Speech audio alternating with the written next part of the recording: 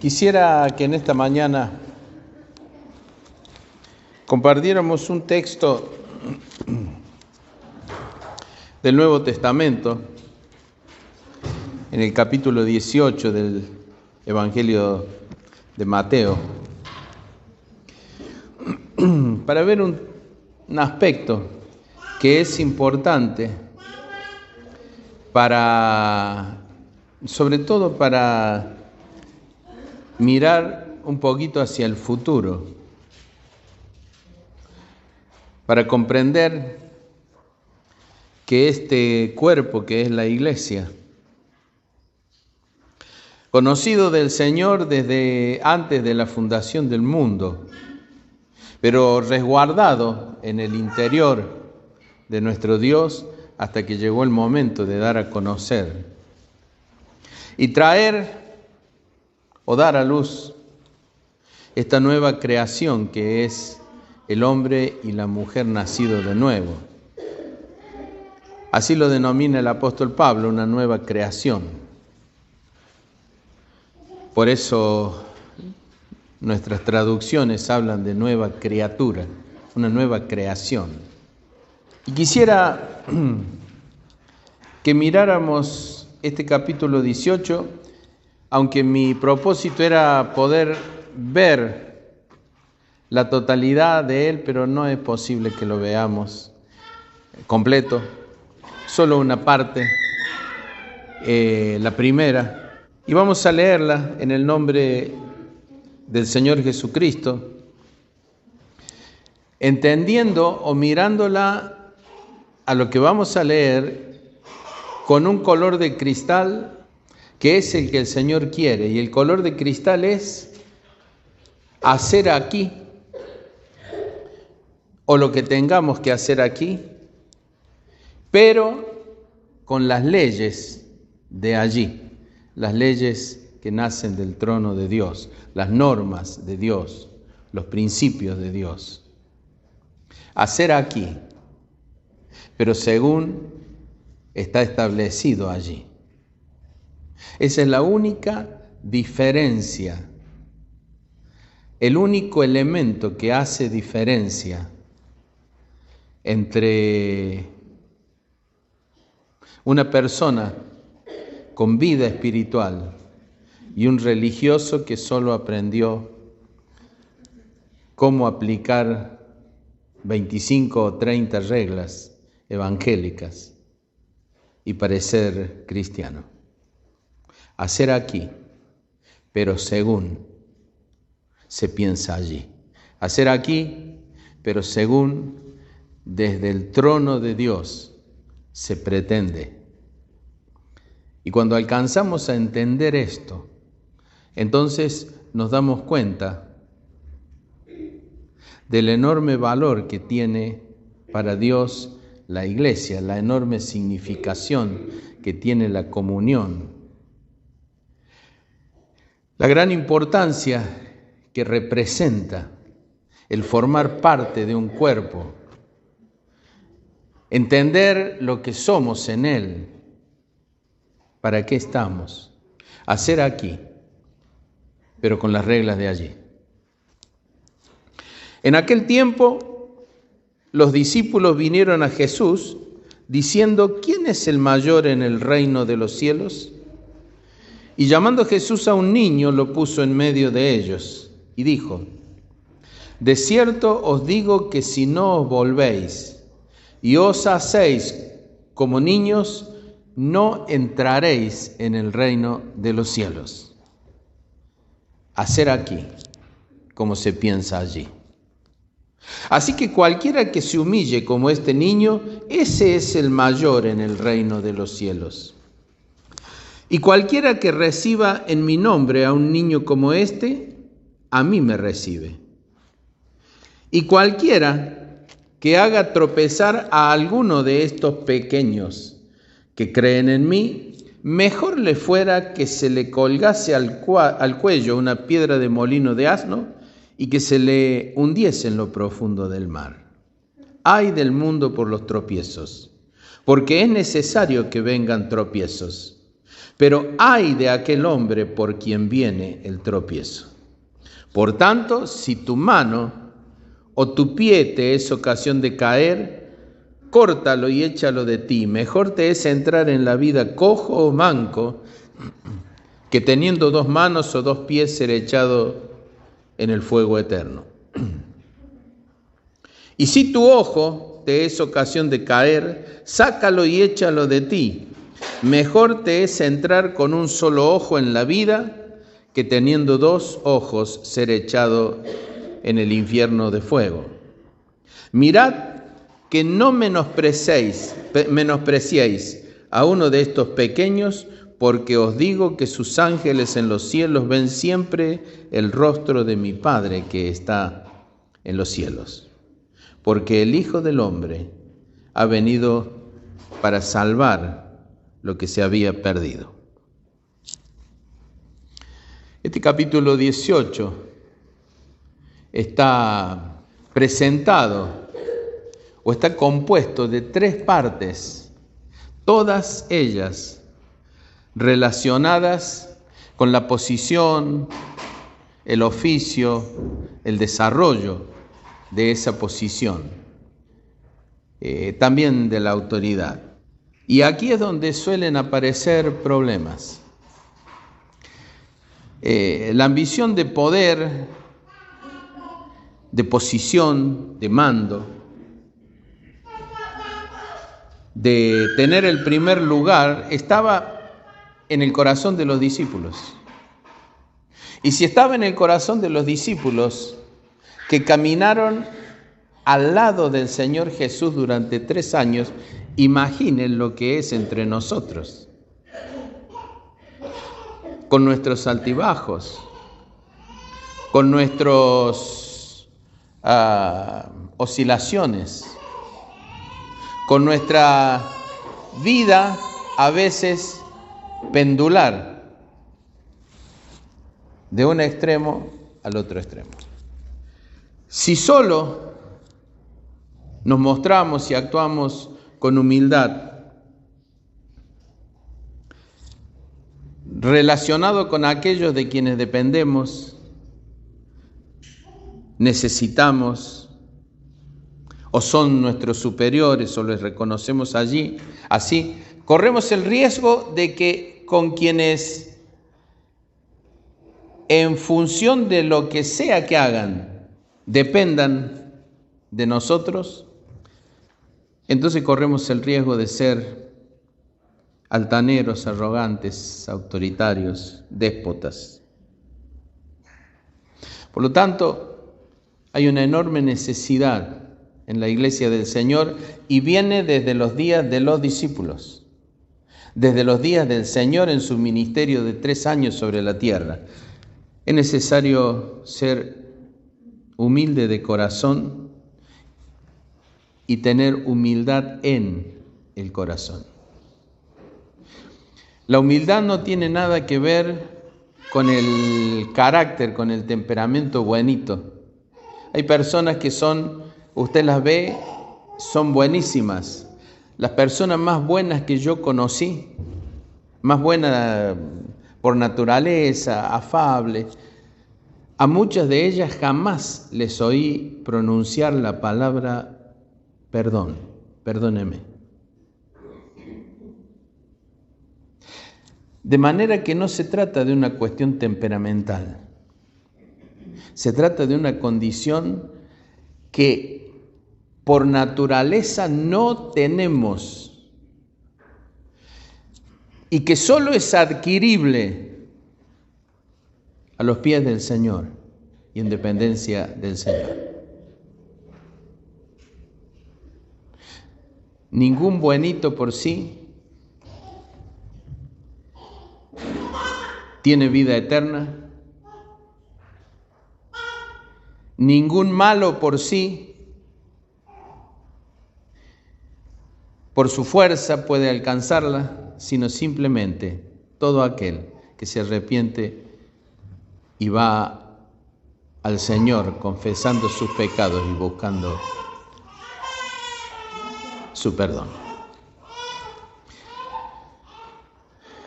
Todo el capítulo, dije entonces, el capítulo 18 de Mateo está relacionada con la posición y la autoridad dentro de la iglesia que el Señor ya veía constituida. Está relacionada con el uso normal o el abuso de la autoridad o la deformación en la manera de mirarse a sí mismo. Porque en la manera en que nos miramos a nosotros mismos es el color de cristal con el que miramos a los demás. Se cuenta una anécdota que cuando San Martín pide a Remedio de Escalada como esposa, era una jovencita, lo acepta el papá de Remedios, pero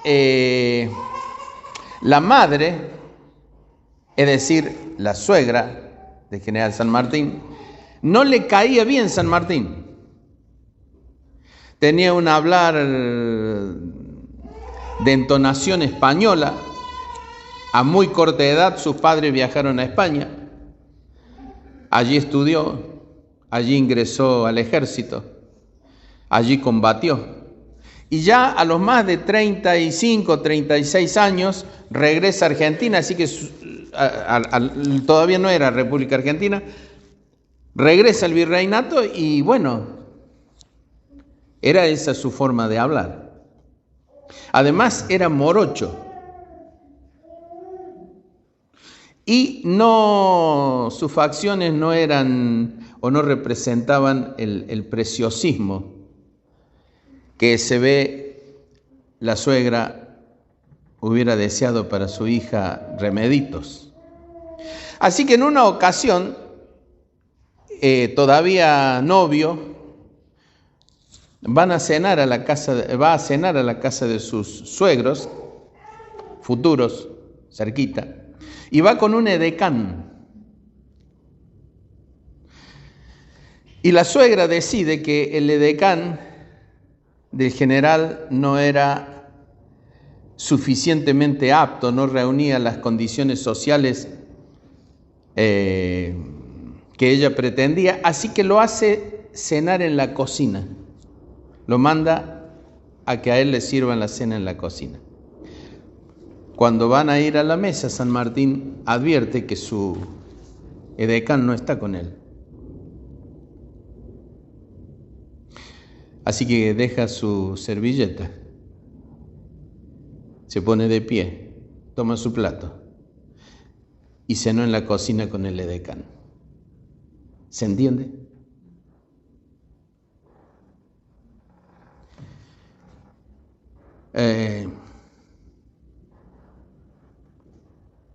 Así que este capítulo 18 está relacionada con la posición o la autoridad dentro de la iglesia a la que el Señor ya veía constituida, es Dios. Tiene que ver con el uso normal o el abuso o la deformación de la observación de esa posición que solemos tener, y eso está relacionado con la manera en que nos miramos, y de la manera que nos miramos indica cómo miramos a los demás. Y también este capítulo 18 tiene el propósito de hacernos decidir cortar con todo rasgo de altanería, arrogancia, autoritarismo, cambiándola por una relación mutua de amor y respeto, porque autoridad inevitablemente debe haber si Dios está presente. No es posible que no exista.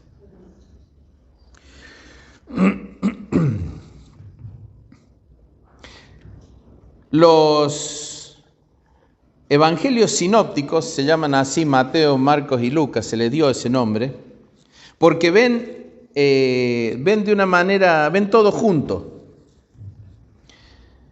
Y sinóptico es una palabrita que significa, significa junto, y óptico mirar. Así que se le llama así porque en cada uno de ellos nosotros vamos a ver repetidas, más completa, un poquito menos completa, relatos similares, ocurridos en épocas, en la misma época.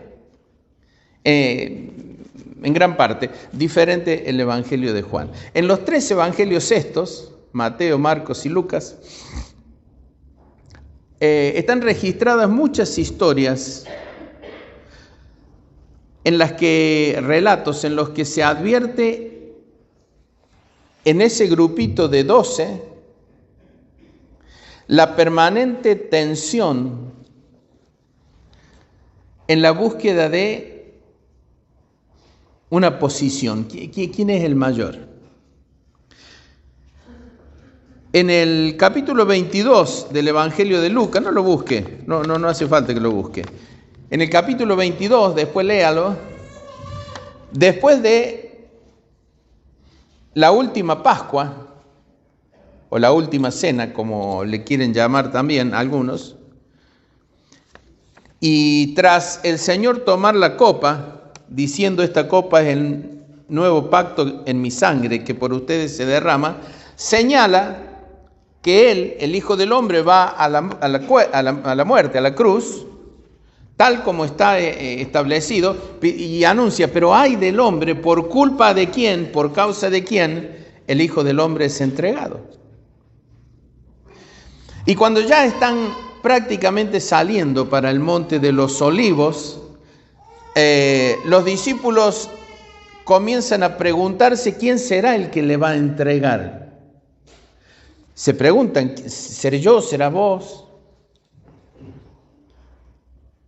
E inmediatamente después, ya saben que el Señor va a la muerte, ya lo han comprendido, lo que durante un largo tiempo había estado como en penumbras, como oscurecido para el conocimiento, para el entendimiento de ellos mismos, ahora ya se hizo luz.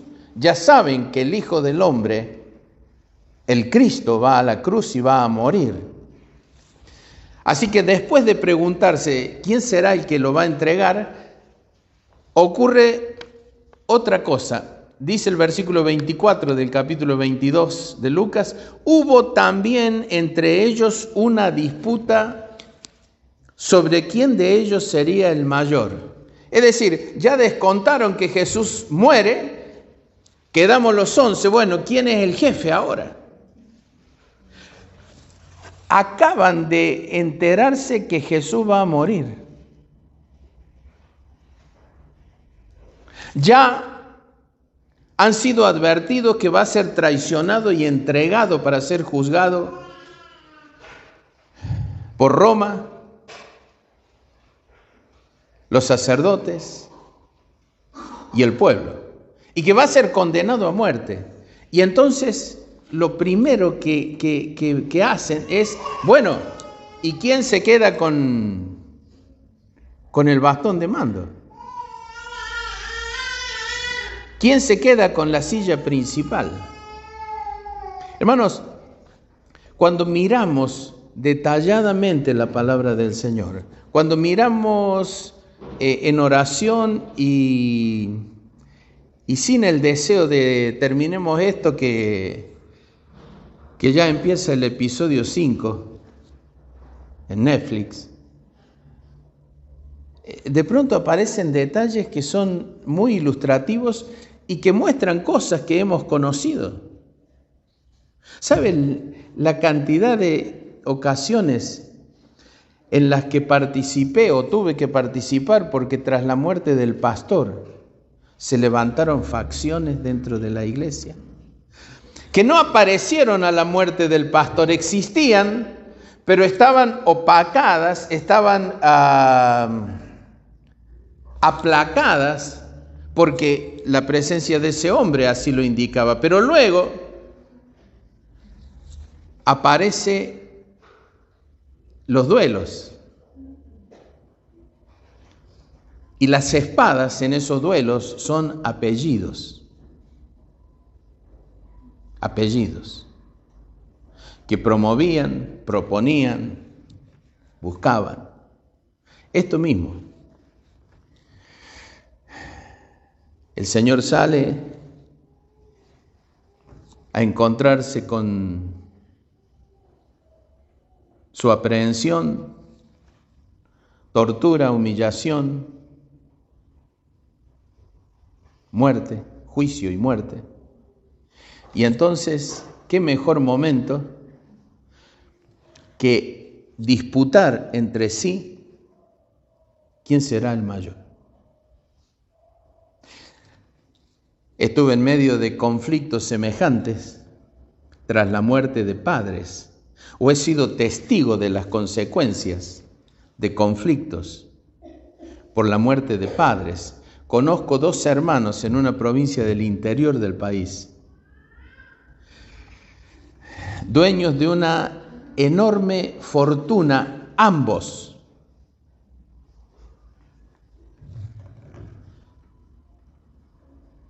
Que diría se odian por las heridas que quedaron después de la muerte de los padres y al hacerse la división de bienes y repartirse la herencia.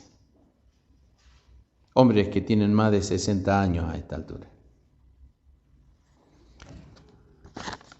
De manera entonces que el tema este de la posición, ¿quién es el mayor?, es un tema recurrente en la historia de la Iglesia.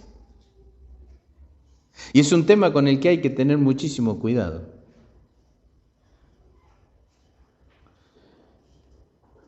En aquel tiempo los discípulos vinieron a Jesús diciendo: ¿quién es el mayor en el reino de los cielos? Atenuaron el contenido real de la pregunta. Recuerden que tanto Mateo como como Marcos, plantean esa situación en la que los hijos de Zebedeo, dice Marcos, la mamá de los hijos de Zebedeo, Jacobo y Juan, dice Mateo, fue al Señor a pedirle que en su reino cada uno de sus chicos se sentara, uno a la izquierda y uno a la derecha. Búsqueda de posición, de posicionamiento.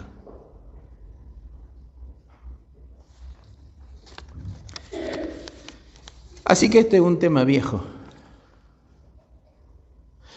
que generación tras generación se renueva, ocurre, produce estragos en el cuerpo, que es la iglesia, heridas que van a mantenerse dentro de las familias, a veces por generaciones. He escuchado la frase: no vaya a casarse con ningún fulano, y salta el apellido.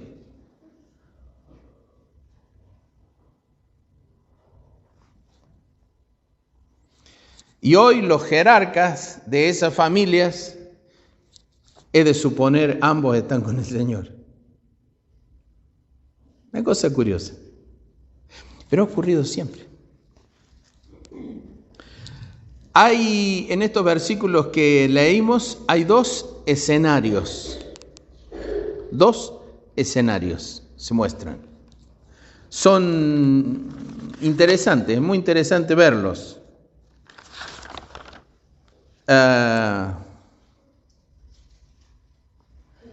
El primero de esos escenarios. Tras la pregunta ¿quién es el mayor en el reino de los cielos?, la respuesta del Señor no es la que esperaban. ¿Quién es el mayor? Bueno, el mayor vas a ser vos, Pedro, como dice la Iglesia Católica, erróneamente, idolátricamente, falsamente. Vos, Juan, que vas a ser el que más tiempo va a vivir sobre la tierra. No, tampoco dice eso. porque no responde en términos de nombres, sino que la respuesta está ilustrada en cuanto a la calidad del corazón de las personas. ¿Quién es el mayor en el reino de los cielos? ¿El más inteligente? ¿El que tiene más títulos de grado universitario y más posgrados? Entonces ocupémonos y esforcémonos. No, nada de eso dice. No responde en la línea que los discípulos esperaban. Responde en la línea en la que el trono de Dios mide y mira las cosas y las personas.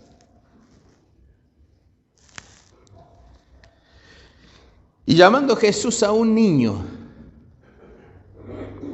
lo puso en medio de ellos. Este es el primer escenario. Llama a un niño y les dice: de cierto les digo que si no se vuelven y se hacen. ¿Qué significa si cada uno de nosotros recibiera esta respuesta? Si no te volvés y te haces, ¿qué significa? Significa que la carga del resultado no depende de la obra del Espíritu Santo, sino depende de nuestra voluntad.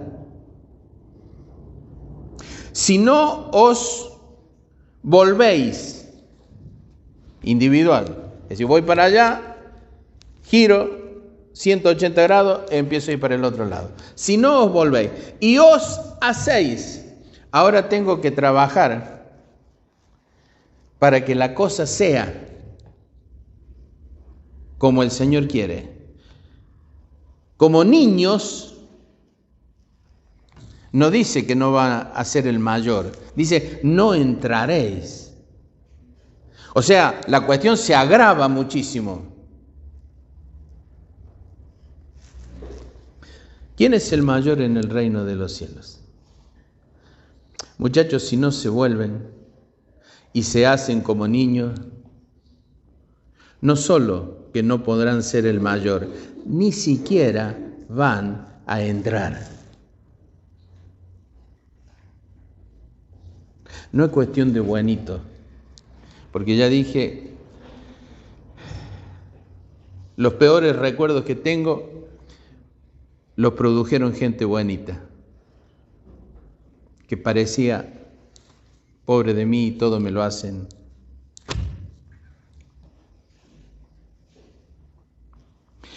Si no os volvéis y os hacéis como niños, no entraréis en el reino de los cielos. Entonces les responde quién es el mayor en el reino de los cielos. Así que cualquiera, sin cargo, sin púlpito, sin templo, sin iglesia, así que cualquiera que se humille como este niño, ese es el mayor en el reino de los cielos. Quiere decir que en el reino de los cielos va a haber un montón de mayores en posición.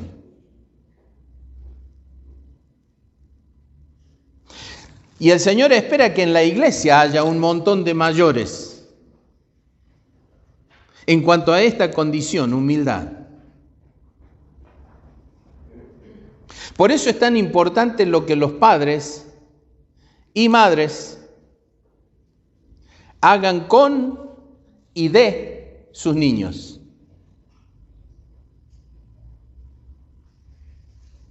Cualquiera que se humille como este niño, ese es el mayor en el reino de los cielos.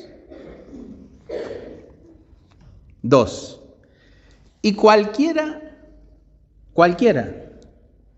sin título, rubio, pelirrojo, negro, asiático, africano, europeo,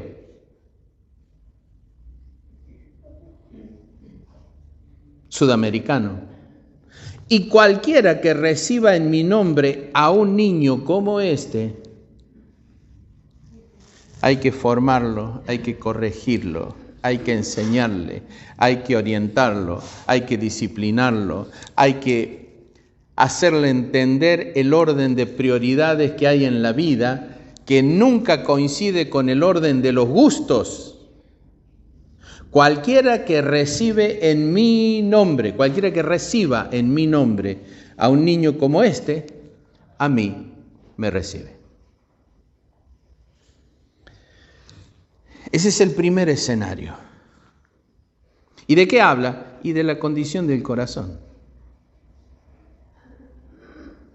Habla de la importancia de aquello que Dios valora por sobre todas las cosas. Es interesante la expresión mayor. ¿Quién es el mayor? Y es interesante porque desde la perspectiva de los 11 que quedaban, tenían una idea piramidal y tenían una idea humana de mando. Y ser autoridad, hubo en una provincia hace 2 años un conflicto con esto de la autoridad, así que tuvimos que hacer una reunión con quienes estaban a cargo. Bueno, y en esa reunión dije, hermanos, autoridad no es mando. Autoridad es respaldo de Dios, respaldo. De tal modo que si no hay respaldo de Dios, usted puede tener mando, puede ser hijo del pastor que precedió y que ya está en la gloria del Señor, está a cargo, le pusieron la mano encima, le echaron aceite como ocurre en algunos lugares, y usted tiene el mando. El problema es el respaldo de Dios. A lo mejor el respaldo de Dios está en otro lado. Por eso ese gran error que a veces se comete y que tiene que ver con la búsqueda de un lugar. Guerras. Esta palabra mayor, cuando no es comparativo, esa mesa es mayor que aquella otra mesa. Cuando no es comparativo, sino que busca un escalonamiento, entonces ser el mayor equivale a ser el más grande. Si más o menos estuvo atento a lo que ocurrió en los últimos 4 meses en Argentina, las internas en los partidos políticos, es eso, la búsqueda de ver quién era el mayor en ese partido político.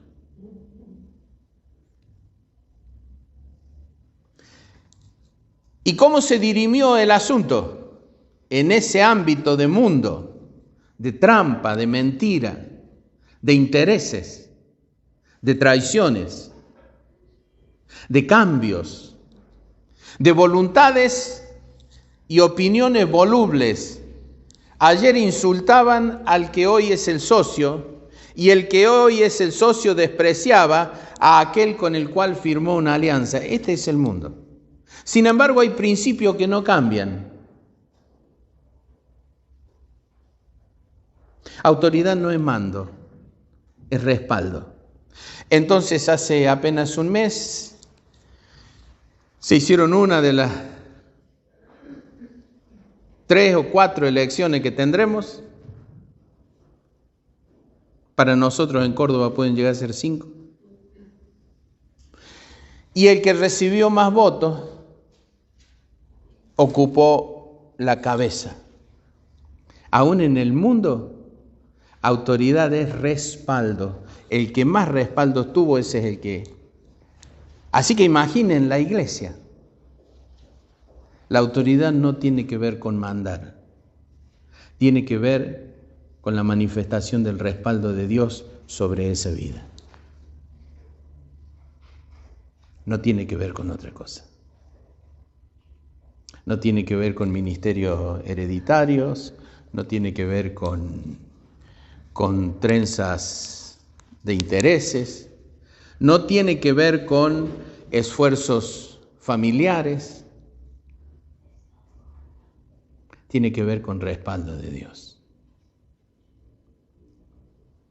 Se puede tener mando sin respaldo de Dios, pero jamás se podrá tener respaldo de Dios si no hay un corazón humillado, humilde y dispuesto a recibir lo que el Señor tiene para dar y dispuesto a obedecer lo que el Señor tiene para decir. Así que en este primer escenario, el Señor plantea las condiciones del corazón. Cualquiera que se humille como este niño, ese es el mayor. Cualquiera que reciba a un niño como este, a un humilde como este, a mí me recibe.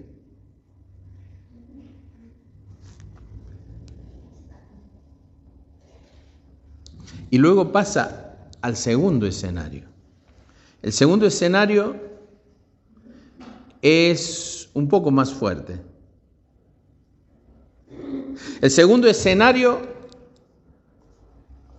plantea la cuestión de manera distinta, porque cuando el Señor menciona o comienza su respuesta y llama a un niño, cualquiera, la palabra niño que utiliza aquí la Biblia es la palabra paidión. Significa un niño joven, pequeño. Se suele usar para hablar de niño recién nacido, niño o niña. Se utiliza de creyente, de cristianos deficientes en el desarrollo porque aún no han alcanzado su madurez espiritual. Metafóricamente se lo utiliza así. El que no recibe a un niño, paidión, recuerde la palabra, chiquito, chico, niño.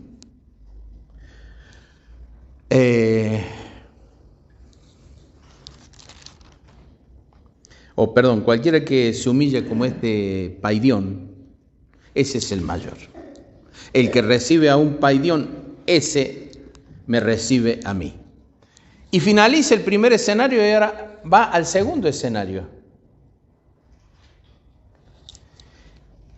En el segundo escenario, que comienza en el versículo 6, el Señor dice: y cualquiera que haga tropezar a alguno de estos pequeños que creen en mí, mejor le fuera que se le colgase al cuello una piedra de molino de asno y que se le hundiese en lo profundo del mar. Ay del mundo por los tropiezos, porque es necesario que vengan tropiezos, pero ay del hombre por quien viene el tropiezo. Pobre del hombre por el cual vino el tropiezo. La palabra tropiezo es la palabra escándalon en griego. Se traduce escándalo y de allí viene nuestra palabra escándalo. Y esa palabra escándalon originalmente hacía referencia a la parte de una trampa donde se ponía el cebo para cazar un animal, el anzuelo donde se pone la lombriz. Después, la palabra escándalo terminó significando la trampa completa. Mire, una de las cosas más tristes que he visto es cuando en la competencia que no debiera existir dentro de las iglesias por un lugar, a veces se ponen trampas Y la trampa es un tropiezo para la vida de aquel que cae en ella. He sabido aquí en Córdoba de que se ha llegado a pagar a alguna mujer para que acuse falsamente a un hermano. Y acusado falsamente, aun cuando la acusación no se probó, aun cuando la acusación quedó en el aire, ese hermano perdió el lugar. Córdoba. Y estoy hablando de un lugar que no es precisamente en un barrio marginal. Y usted dice, no puede ser esto. No, sí puede ser.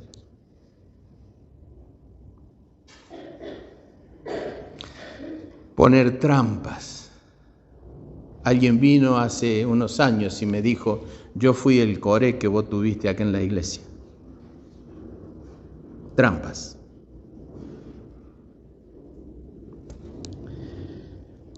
Pero el segundo escenario habla de la trampa o de los tropiezos como el elemento que alguna gente pone, pero dice, cualquiera que haga tropezar a alguno de estos pequeños, ya no usan la palabra niños. Ahora lo que usa es la palabra pequeño. Y no es la misma palabra que niño. Paidión es niño. Pero acá cuando habla de pequeño, usa la palabra micros. ¿Vio? Microscópico. Microscopio viene de acá, del griego. Cualquiera que haga tropezar a uno de estos micros, uno de estos pequeños, que creen en mí, mejor le fuera que se le colgase una piedra de molino de asno. Eran esas piedras redondeadas con un agujero central donde se echaba el trigo y el asno giraba, una piedra de cientos de kilos. El asno giraba, caminaba alrededor, movía la piedra y la piedra molía los granos de trigo transformándolos en harina que luego era filtrada, cernida, y quedaba harina. Bueno, dice el Señor, cualquiera que haga tropezar a alguno de estos micros que creen en mí, mejor le fuera que se le colgase al cuello una piedra de molino de asno y que se le hundiese en lo profundo del mar.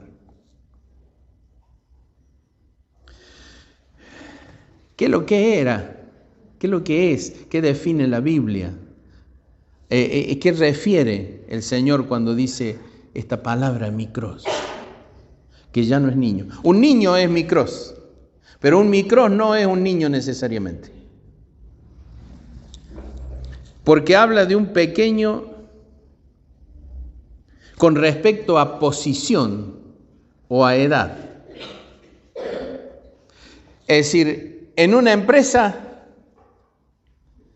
el operario, el obrero, el empleado, el contratado es un micros. El patrón, el dueño, el gerente es un mega. Micros es lo contrario a mega.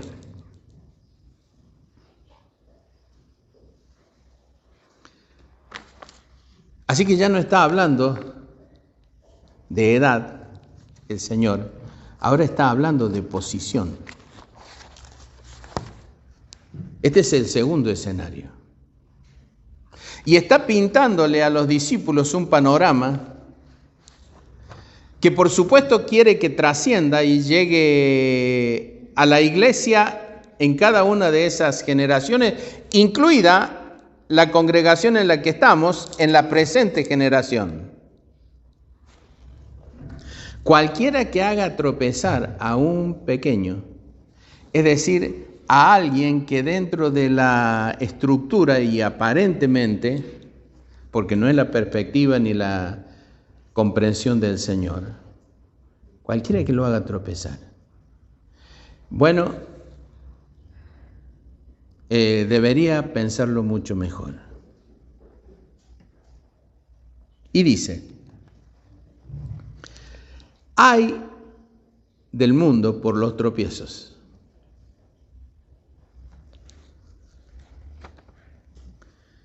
Porque es necesario que vengan tropiezos, pero pobre de aquel hombre por quien viene el tropiezo. La época en la que está viviendo Argentina es una época de tropiezo, de trampas, de mentiras, de afirmaciones sobre cosas que ni siquiera han pensado cumplir y de negaciones de cosas que serán las primeras que hagan si ocupan el primer lugar. Ay del mundo por los tropiezos, porque es necesario que los haya. Pero ay del hombre por el cual en el mundo vienen los tropiezos. Y esto se extiende a nosotros. La iglesia no tiene más que un rey. No tiene reyes.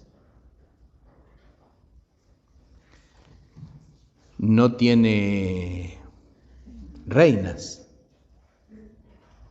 Aunque hay lugares donde he visto reinas o que se creen tales.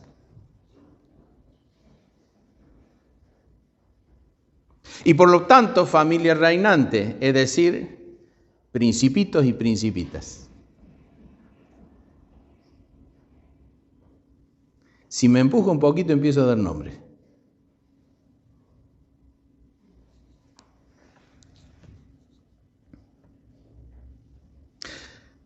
Pobre de aquel hombre por quien viene la trampa, el escándalo, el tropiezo.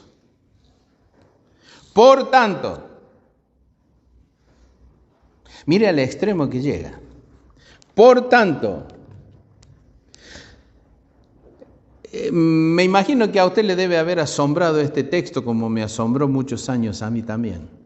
Por tanto, si tu mano o tu pie te es ocasión de caer,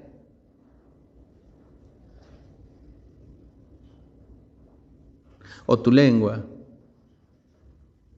o tu capacidad de distorsionar la verdad, o tu desequilibrio para juzgar, etcétera, etcétera, etcétera, etcétera.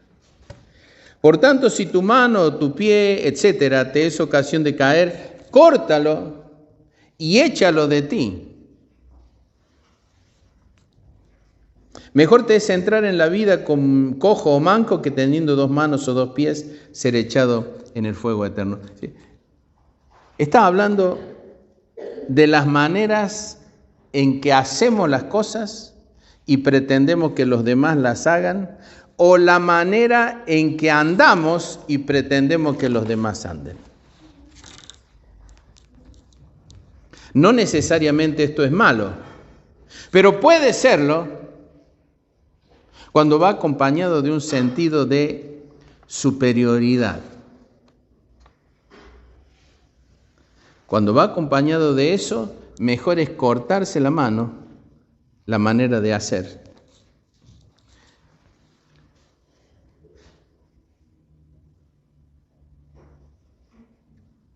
Conocí a alguien que miraba cuando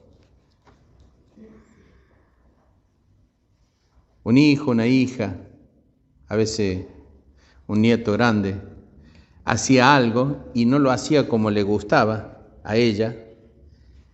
Y recuerdo sus palabras: trae, déjame a mí, yo voy a hacer esto. Y desplazaba diciéndole inútil sin utilizar la palabra al que estaba allí. Cuidado, cuidado, cuidado, cuidado. Cuidado. Mucho.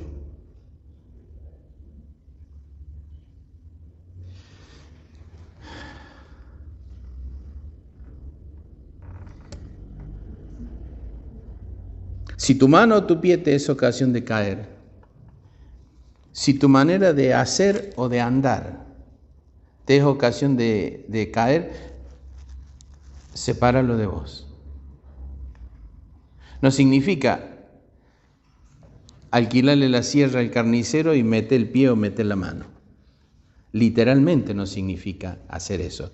Sí significa literalmente tomar una medida directa sobre nuestro corazón. Porque de no hacerlo, lo que estamos diciendo, lo que estaremos diciendo y lo que estaremos creyendo es: esto no funciona si no lo hago yo, viejo. Mirá a ese inútil, mirá a aquella inútil, mirá a este no sé qué. Y si tu ojo te es ocasión de caer, sácalo y échalo de ti. Mejor te es entrar tuerto, no dice tuerto aquí, mejor te es entrar tuerto que teniendo 2 ojos ser echado en el infierno de fuego. ¿Qué es si tu ojo te es ocasión de caer? Y es la manera en que juzgamos, no conforme a lo que el Señor nos permite, porque hay juicios que el Señor nos permite hacer, sino cuando juzgamos comparativamente con nuestra forma de pensar. Imagine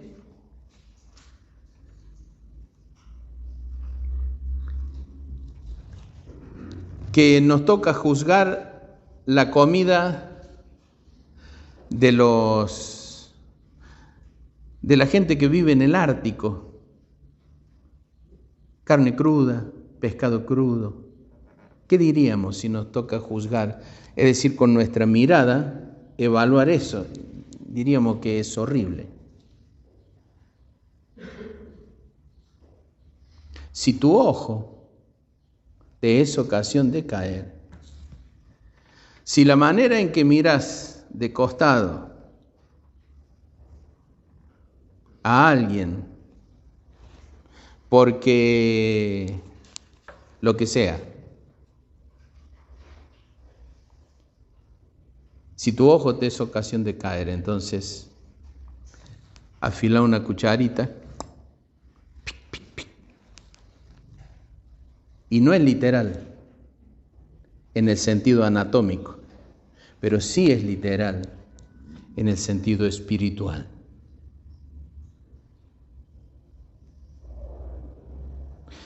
Porque a veces nos transformamos en sobreveedores. Y no crea que es una cuestión de alguno, es una cuestión de la naturaleza humana que todos debemos resolver. De hecho, la palabra de Dios nos permite trazar una línea a la derecha de la cual está lo que el Señor dice y a la izquierda de la cual, y no lo digo por ideologías, está lo que Dios reprueba. Así que sí estamos para juzgar. Tuvimos un adúltero aquí. Antes que dijéramos tarjeta roja, desapareció, se fue.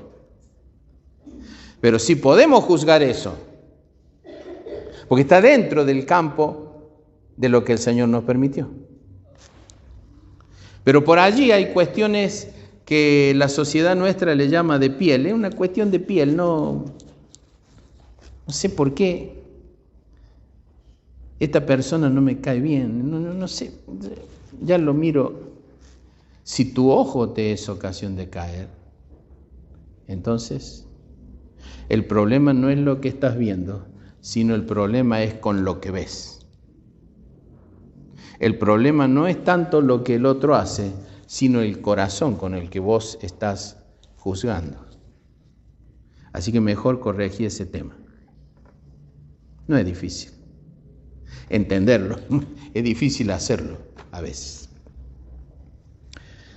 Pero luego avanza un poquito más. Sigue con la expresión pequeño. Mirad que no menospreciéis. Es decir, cuando hay pequeños, cuando hay menores aparentemente en jerarquía, hace algunos domingos atrás, miramos la vida de Simeón, de Ana la profetisa, dos ancianos, de José y María. Y lo que vimos fue personas que encajaban dentro de la definición de pequeños, de micros. Dentro del judaísmo, dentro de la religión judía, eran nadie, eran menos que nadie, pero Simeón había, por su comunión con el Señor, recibido del Espíritu que no iba a morir antes de ver la redención o al Redentor de Israel. Pero era un micros para esa casta sacerdotal, para ese grupo de fariseos, escribas, sacerdotes, parece Sanedrín. Y Ana, la profetisa, igual, no solo porque era anciana, pobre, vieja, sino porque además era viuda. Ni la tenían en cuenta, ni la registraban. Micros.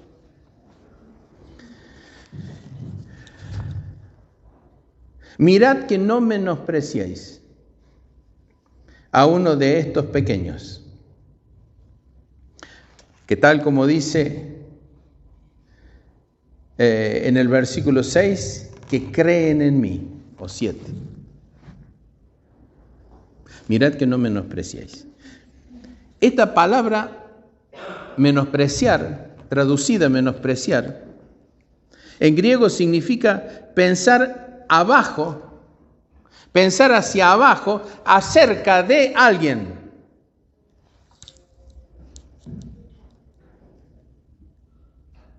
O pensar en contra de alguien.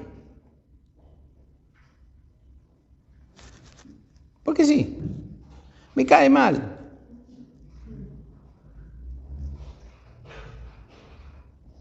Es pobre o es rico. Es joven o es viejo.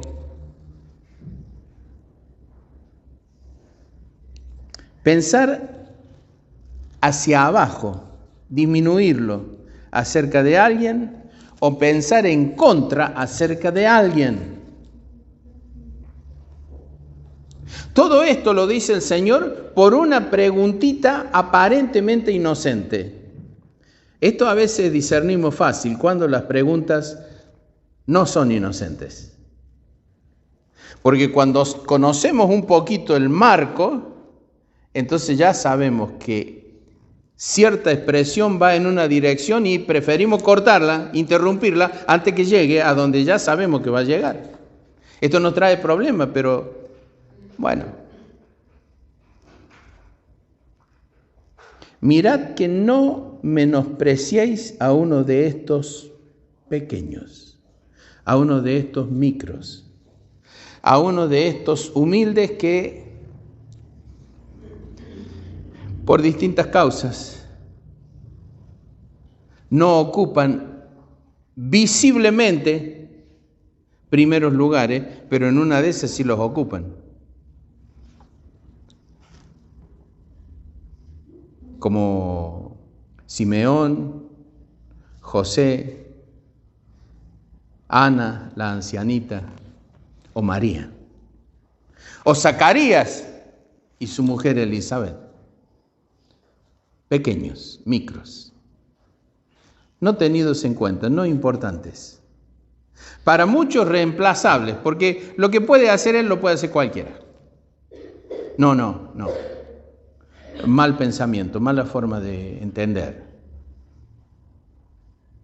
Porque cuando ocurre una cosa como esta, lo que se está diciendo y lo que se lee que está escrito detrás es el creerse en una posición de gran altura. Cuando menospreciamos lo que estamos diciendo de nosotros sin palabras es tan elocuente como lo que decimos con palabras. Ahora, esto no significa que tenemos que dejar que subsista cualquier suciedad, cualquier mugre, cualquier error. Hay formas.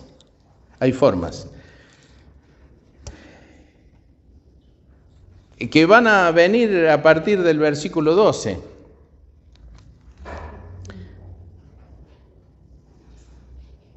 Hasta el versículo 22. Pero no podemos entrar en eso porque el reloj nos avanza.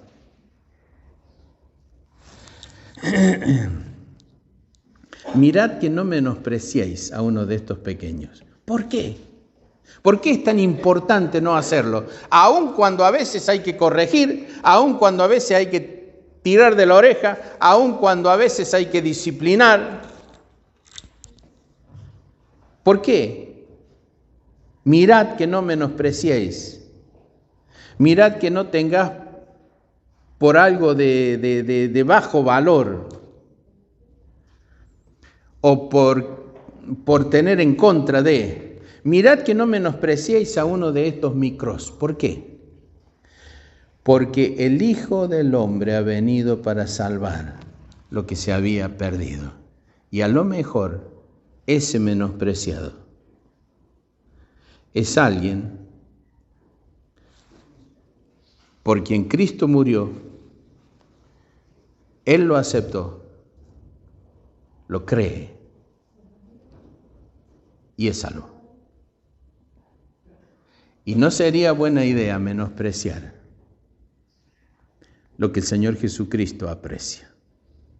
Mirad que no menospreciáis, porque el Hijo del Hombre ha venido, para salvar lo que se había perdido.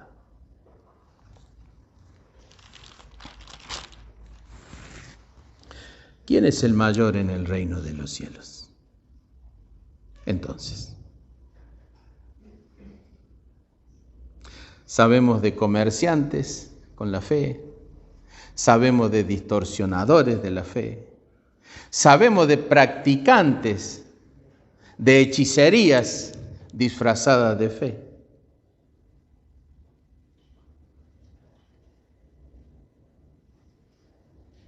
Y que aparecen como mayores, como principales.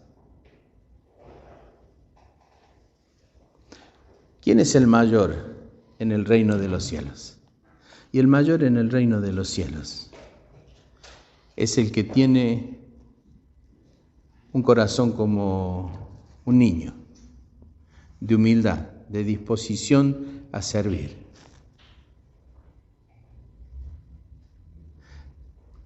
Con una condición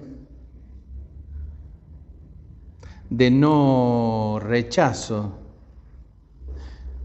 una disposición no revolucionaria. O como me dijo aquel amigo, un corazón en el que no habita el espíritu de Coré, dividir para reinar. Y ahí anda el amigo. No sé bien qué es lo que cada uno piensa en particular. Lo que sí sé es que lo que tenemos, lo que tendremos en el futuro, o lo que a la vista de los hombres no tendremos, es relativo porque es el color de cristal humano con el que lo estamos mirando.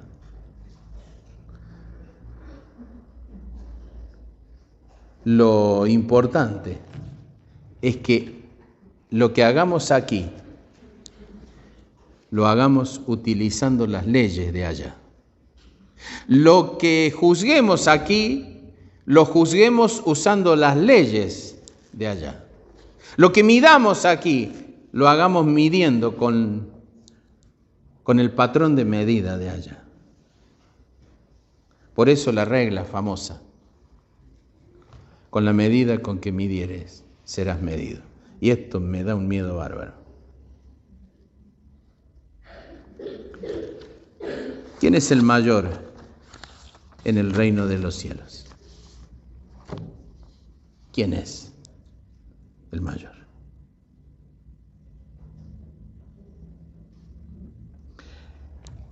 Llegué a la conclusión, y con esto vamos a terminar, llegué a la conclusión que los mayores en el reino de los cielos, o muchos de los que serán mayores, van a cumplir esa premisa del Señor. Muchos postreros serán primeros y muchos primeros serán postreros. Es decir, muchos de los que hoy vemos como mayores van a ir a la cola de la formación. Y muchos de los que hoy a la vista humana vienen a la cola de la formación, ellos serán los mayores en el reino de los cielos. Básicamente la cuestión se limita a juzgar con el juicio, con el color, con la mirada del Señor.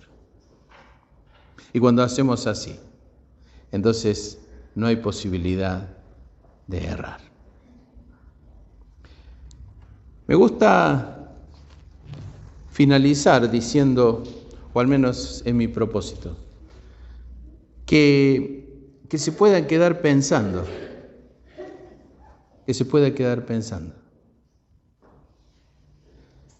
que cada uno nos vayamos pensando, porque cuando nos vamos pensando, el Espíritu del Señor tiene con qué trabajar, tiene material para instalar en ese sistema que es nuestro corazón, al que siempre hay que estar instalándole algo más para que funcione un poco mejor. Que el Señor los bendiga, hermano, hermana, que el Señor nos lleve a pensar, a meditar, sobre todo tomando en cuenta que los primeros problemas y sentires que surgieron en el corazón de los discípulos resulta que no están ajenos a los sentires que encontramos por aquí en nuestros días, casi 21 siglos después. Que el Señor nos ayude a meditar, a pensar y a continuar, porque la madurez consiste simplemente en mirar lo que somos, lo que tenemos, lo que pensamos, contrastarlo con lo que la palabra de Dios dice que debe ser y tener la determinación de ir sacando, de ir cortando aquello que sabemos claramente que el Señor no aprueba. Y cuando eso ocurre, entonces crecemos en madurez, crecemos en estatura, crecemos saliendo de la posición de niños para buscar la posición de adultos en el Señor. Le invito a que se ponga de pie, por favor. Vamos a orar para finalizar. Vamos a ofrendar también luego. Y con la ayuda del Señor nos encontramos el próximo miércoles, si Él así lo permite. Oramos. Bendito Dios y Padre que estás en el cielo, en el nombre de Jesús queremos despedirnos en esta mañana rogándote nos acompañes en esta semana, nos permitas pensar en esta primera parte de este capítulo 18, donde el Señor transmitió tantas verdades de las que tanto necesitamos.